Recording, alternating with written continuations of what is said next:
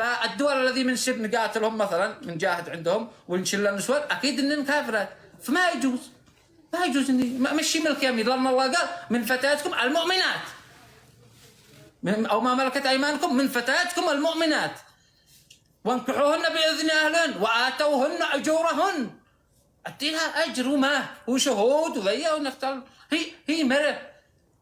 فلو ما يقول لك ان احنا الاسلام اسمع عقلاني. تفضل. شوف يا علي، والقران عنده، وفي ناس دحين كثير بيسمعوا، ادخلوا واقروا كل الايات الذي ذكر فيها ملك اليمين، تدل على ان ملك اليمين مؤمنه قانته عابده مصليه، ودي لها اجر وانكحها باذن اهلها وكل شيء نفس الزواج. هذا اول شيء. ثاني شيء لو ما يقول لك منأسر من الحروب يأسروا النساء وينكحون، الله قال ويطعمون الطعام على حبه مسكينا ويتيما وأسيرا. الأسير أكرمه أطعمه ولو كان بهم خصاصة، ولو كان الدين الأسير قبل ما يأكل أنا عذاش اغتصبها وانكحها وهي مكلف مرة، هذا من طعم الأسير، هذا الدين. وما أقاتلش إلا إذا هم اعتدوا علينا. لا ينهاكم الله عن الذين لم يقاتلوكم في الدين ولم يخرجوكم من دياركم أن تبروهم وتقسطوا إليهم إن الله يحب المقسطين. إنما ينهاكم الله عن الذين قاتلوكم في الدين وأخرجوكم من دياركم وظاهروا على إخراجكم أن تبروهم وتقسطوا إليهم. الله يمنعني إن أنا أبر وأقسط إلى من قاتلني وبيظاهر على إخراجي من دياري وبينافق وبيفعل. الله قال لي كيف هذا تعينه؟ كيف هذا تقسط إليه؟ كيف هذا تبر إليه؟ لا، من قاتلك قاتلك، من اعتدى عليك اعتدي عليك بمثل ما اعتدى عليكم. إلى مسألة الدين لكم دينكم ولي دين، لا إكراه في الدين، فمن شاء فليؤمن ومن شاء فليكفر. تشي تصلي ماشي تصلي، هذا الله هو يعني غفور رحيم وشديد العقاب. هذا أنا أديك اليوم سر من الأسرار، يعني اللي يستخدمه علي البغيثي استنتجتها أنا. تمام، ركز يا في دين الله أنزله وهو القرآن الكريم. قال الله في آخر سورة أو آخر آية اليوم أكملت لكم دينكم. الدين كمل بنزول آخر آية، هذا هو الدين أكيد. ثم يأتي شيء اسمه الفكر زائد السنة النبوية اللي هي طريقة الصلاة، طريقة الصيام، طريقة الحج. وقد وصلتنا السنة كما وصلنا القرآن بالتواتر الجمعي جيل عن جيل، مثل القرآن وصل. الروايات أو الأحاديث أو المرويات النبي صلى الله عليه وسلم عرف أن احنا سنختلف عليها، فقال إني أنهاكم عن كتابة الحديث ومن كان كتب فليمحو فإنما أهلك من كان قبلكم أن كان يضيف إلى كلام ربهم كلام أنبيائهم وأحبارهم. الروايات هذه هي سبب مشكلتنا، والتطبيق الخاطئ من الصحابة والتابعين والكذا. يا أخي هو تاريخ بشري.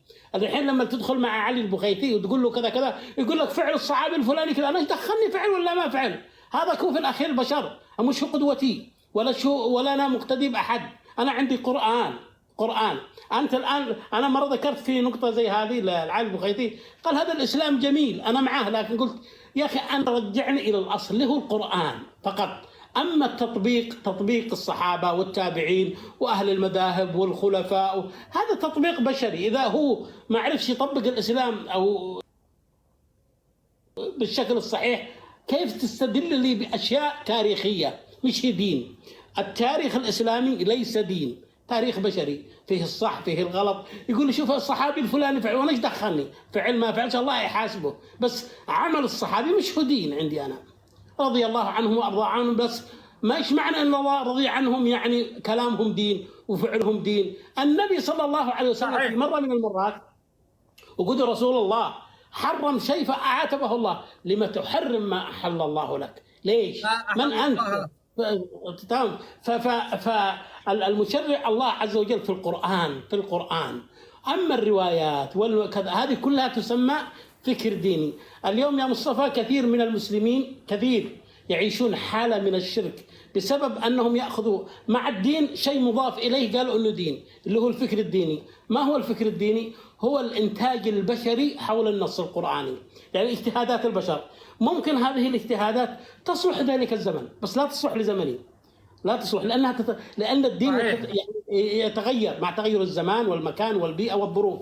يمكن الفتوى يا مصطفى التي تصلح لك لا تصلح لي، ممكن الفتوى التي تصلح لهذا المجتمع لا تصلح لهذا المجتمع.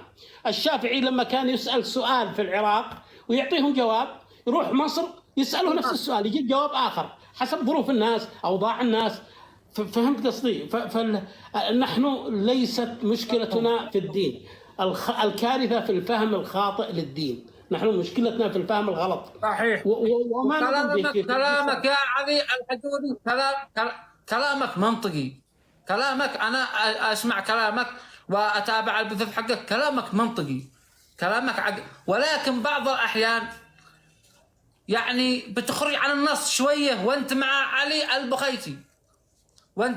البخيتي تجلس يعني نظراتك ابتسامة، يعني تجلس طبيعي هكذا، ما بتردش، ما بيشرد على علي البخيتي، بيستهزئ بالقرآن، بيستهزئ يعني كان قادر انك تدي له بعض مصطفى. انت حتحاسبني على الاكشنات حق وجهي، انت الان بتحاسبني على الاكشنات حق وجهي. انا يا اخي يعني انا مش عارف ايش يعني برد. انا اصلا مستضيف، انا مثلا على البخيتي تواصل معه قال استضيف وخلي الناس يردوا علي. انا مستضيف، انا الاصل دحين مصطفى فيصل القاسم في برنامج الاتجاه المعاكس، غلط انه يطلع مع ذا ولا مع ذا، الاصل انه يكون في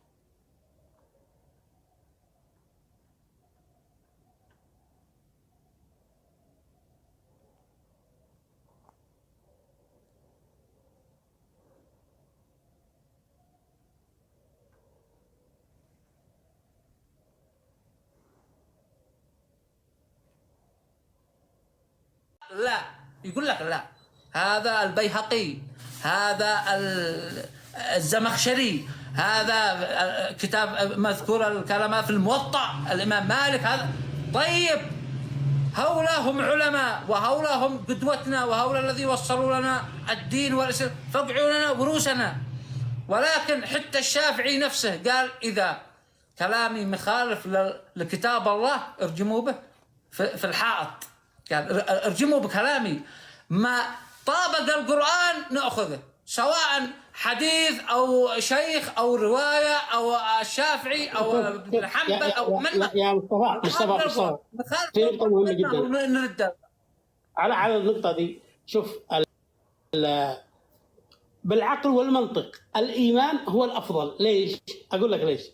لو أنت مت وكان كلام الملحد صحيح أنت مش خسران شيء، يكفيك ما أعطاك الإيمان من اطمئنان.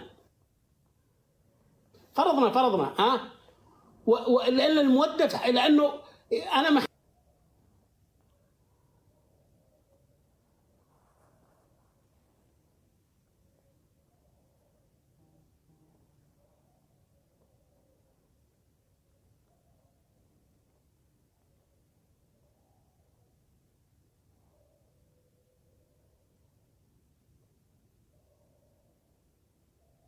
على اساس ايش؟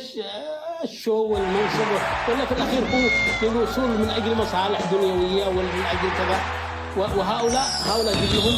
واديك معلومه، الله ما حد يقدر، الله هو شعور، تلمس وجود الله احساس وشعور تلمسه انت، ما حد يقدر يقنعك ان الله موجود. يعني في واحد ما اقدرش افعل لك حاجه اوريك ان الله موجود. يا مصطفى في واحد كان يشتغل في البحر يعني صياد وكذا، فبيسأل واحد قال له أين الله؟ قال له أين الله؟ قال له أما صعدت البحر يوم من الأيام؟ قال له أيوه. قال قد جت عاصفة شديدة؟ قال نعم. وانقلبت بكم القارب؟ قال نعم. قال شعرت إن في واحد حينقذك؟ قال أيوه. قال ذاك هو الله. الله موجود قسما بالله، لو ما شاء الله موجود الحمد لله. الشعب الله موجود في داخل. الشيء أوصل بس من خلالك كلام البخيتي ومن بيتبعوا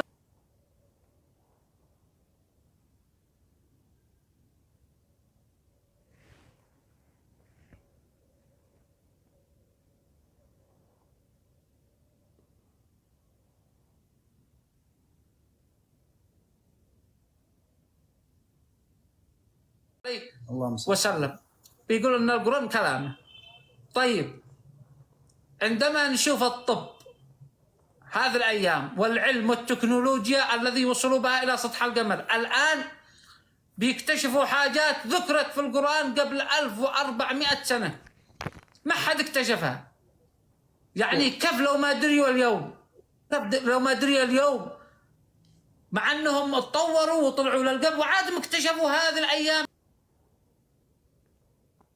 قبل سنة سنتين حاجات.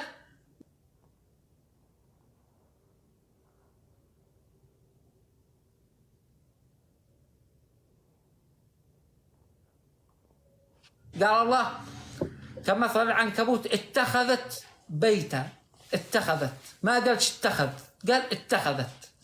اكتشفوا علميا ان انثى العنكبوت هي الذي تصنع الشبك، ذكر العنكبوت ما يقدرش، ما بلا الانثى.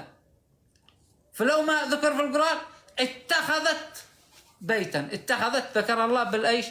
بانه مثنى، انه مش ما هذا انثى اني انثى، اتخذت بيتا. اكتشفوا الان انه الذكر ما يقدرش يفعل، كيف درى النبي وعاد مكتشفوا ذلك؟ هذا اولا. الله لو ما يقول في القرآن للذكر مثل حظ الانثيين، اكتشفوا عما قريب ان المرأة لو ما تولد ولد يكون نسبة الدسومة في الحليب 20%، اذا هو ولد تكون 10%، اذا هي بنت 10%، اذا هو ولد 20%. للذكر مثل حظ الانثيين، هذا نسبة الحليب حق الام لو ما تولد. كيف النسبة؟ كيف درى النبي؟ لو ما الله يقول وارسلنا الرياح فيها لواقح، اكتشفوا الان ان الريح فيها لواقح تلقح للزرع ولا ذي، اكتشفوا يعني قريب عما قريب علميا. وإنا لموسعون، الله بيقول في القرآن وإن اكتشفوا الآن أن الكون بيتوسع، كل ثانية الكون يتوسع أكثر وأكثر. هذا صرحوا في وكالة ناسا الفلكية، قال والكون كل ثانية يتوسع. وإنا لموسعون قال الله في القرآن. آيات آيات آيات، يعني حتى على الخلق، خلقا من بعد خلق، في ظلمات ثلاث، نطفة ثم علقة ثم حاجات، يعني عادوا بيكتشفوا هذا، يعني ما باقي الطريق الى الله يا الطريق الى الله لا يحتاج. الله قال وفي انفسكم افلا تبصرون. انت نفسك تستطيع من خلال التامل ما في نفسك بس انك توصل الى الله. نحن وعبر انا يعني نحن مع الاسلام ومع الدين ومع القرآن تمام، ومع اي روايه لا تعارض القرآن ولا تعارض العقل ولا تعارض المنطق ولا تعارض العلم ولا تعارض الفطرة. أي رواية لا تعارض القرآن احنا معه، أي رواية لا تعارض العقل المنطق. ولكن نحن وأنا أقول لك سبب إعلاني لمعركة الوعي هو نحن ضد تجار الدين.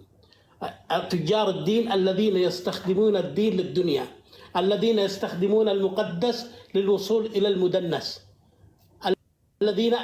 الذي دمروا من السابق واللاحق. حتى أنا ذكرت في حرب 94 لما أيام الانفصال كانوا يقولون أن هؤلاء كفار، وهو خلاف سياسي بين الشمال والجنوب، خلاف سياسي.